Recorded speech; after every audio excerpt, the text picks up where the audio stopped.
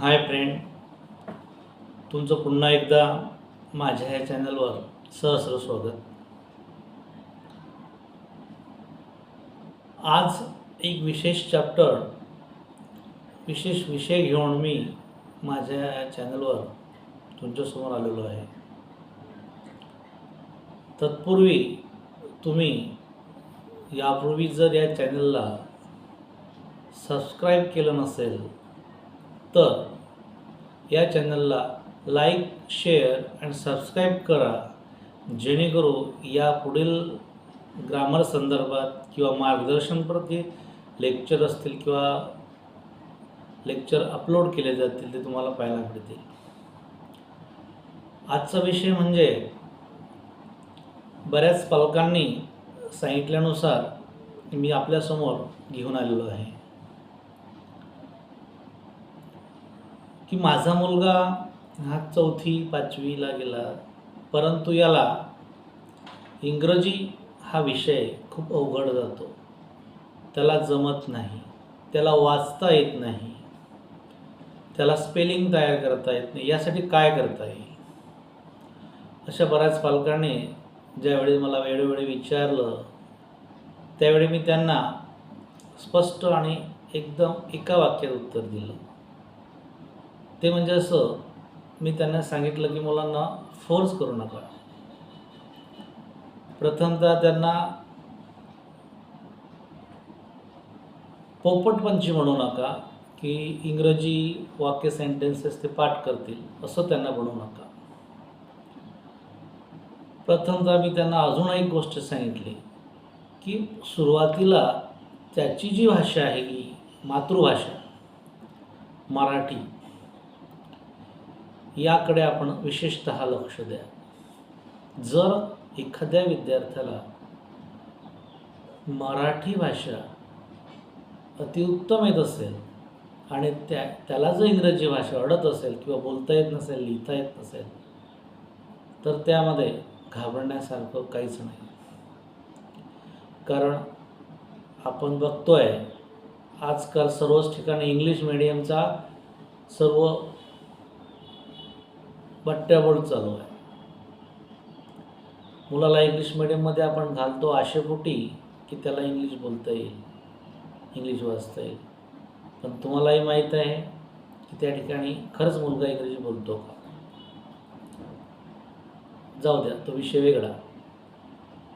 पण जर का आपल्या मुलाला खरंच इंग्रजी लिहिता बोलता किंवा त्याला ते एखादी वाक्य तयार करता, स्पेलिंग तयार करता आलं पाहिजे असं तुम्हाला वाटत असेल तर त्या ठिकाणी मी सांगितल्यानुसार आधी मराठी लँग्वेज खूप महत्त्वाची आहे आणि त्यासाठी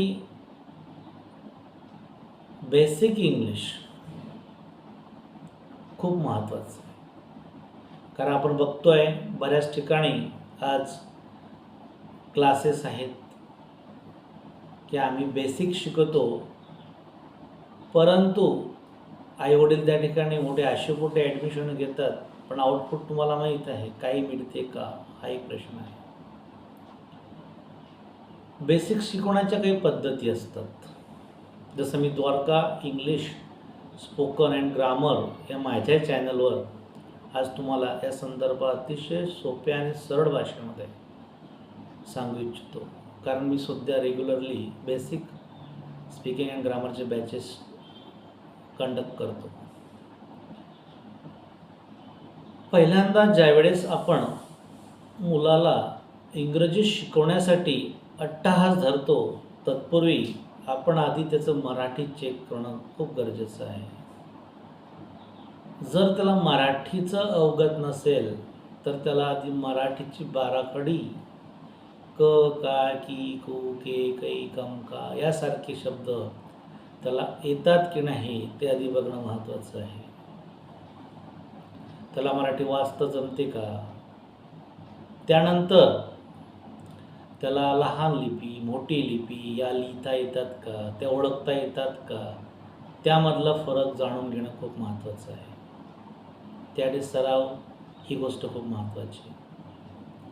त्यानंतर दुसरी स्टेप जे येते ती असते मराठीमध्ये जी काना, मात्रा, विलांटी, उकार, 2 मात्रा, अनुस्वार, 2 अनुस्वार, ह्या काही गोष्टी आहे, यांना इंग्रजीमध्ये कोणते सिंबल आहे, कोणते अक्षर आहे, कोणते वर्ड्स त्या ठिकाणी वापरले जातात, त्यापासून त्यांना कशा प्रकारे पुढे भविष्यात फायदा होईल अशा गोष्टी त्यांच्याकडून लर्न करून म्हणजे प्रॅक्टिस करून घेणं खूप गरजेचं आहे.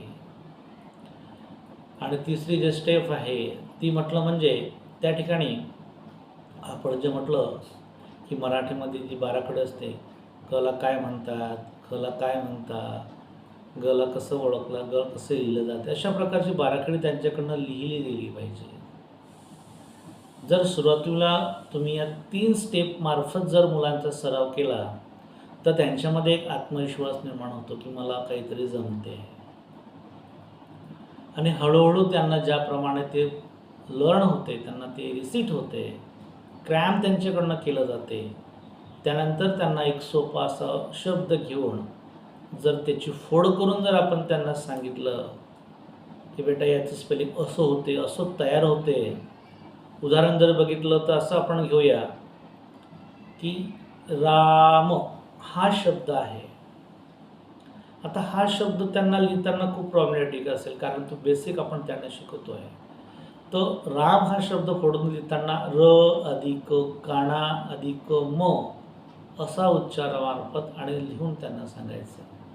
नंतर त्यांनी केलेली ती पाठांतर आहे त्यामार्फत तो शब्द इंग्लिशमध्ये वर्ड करायचा. म्हणजेच रला काय म्हणतात, आर. मग आरे की र, आरे की आर म्हणतात, तो म्हणतो आरे म्हणतात.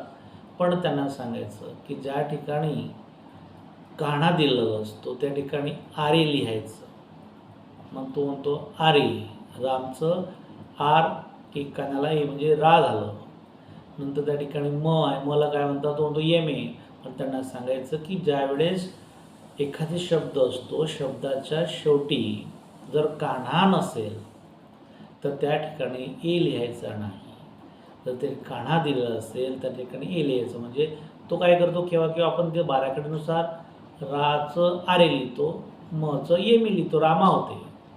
पण त्याला सांगायचं आपल्याला राम, कारण शेवटी कान्हा नाही म्हणून फक्त म येईल म्हणजे आर ए यम, राम असं स्पेलिंग तयार होईल. म्हणजे त्याच्यामध्ये त्या आत्मविश्वासाचा तो आपोआप वाढतो. आणि अशा प्रकारे आपण त्याची प्रॅक्टिस दिवसेंदिवस जर केली तर त्याला कॉन्फिडन्स निर्माण होतो. आणि जे एक्सेप्शन शब्द आहे प्र, न्य, द्र याचे फोड करून त्याला शिकवलं, त्याला सांगितलं द्रचा अर्थ दी, आरे उच्चारामार्फत जर त्याला समजून सांगितलं आ याची उच्चारामार्फत जर त्यांना आपण लर्न करून घेतलं तर त्याला स्पेलिंग हे सहज आणि सोप्या पद्धतीने तयार करता येतं. नंतर जो भाग झाला तो ही, शीट यांना काय म्हणतात, ही नंतर टू बीचे कोणते फॉर्म वापरतात, टू डीचे कोणते फॉर्म आहे, टू हॅवचे कोणते फॉर्म आहे, हे त्यांना स्टेप बाय स्टेप सांगत जायचं.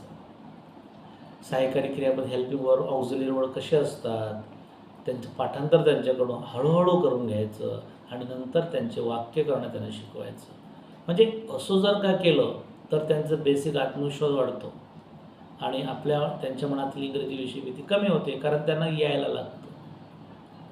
अशा प्रकारचे आपण मुलांना त्यांच्यामध्ये आत्मविश्वास वाढवून त्यांचं इंग्रजीविषयीची जी भीती आहे ती कमी करू शकतो. एवढंच मला माझ्या या व्हिडिओतून सांगायचं आहे की मुलांमध्ये एक इंग्रजीबद्दल जो न्यूगंडपणा आहे तो कमी करून त्यांना इंग्रजी किती सोपं आहे हे शिकवणं, हे सांगणं खूप गरजेचं आहे. त्यासाठी बेसिक क्लास अत्यंत आवश्यक आहे. आता तुम्हाला जर माझं एवढं सांगणं आवडलं असेल किंवा तुम्हाला खरंच ते पटलं असेल तर माझ्या या चॅनलला लाईक, शेअर आणि सबस्क्राईब करा, जेणेकरून अशा प्रकारचे जे पुढील व्हिडिओ आहेत ते आपल्याला पाहायला मिळतील. नमस्ते.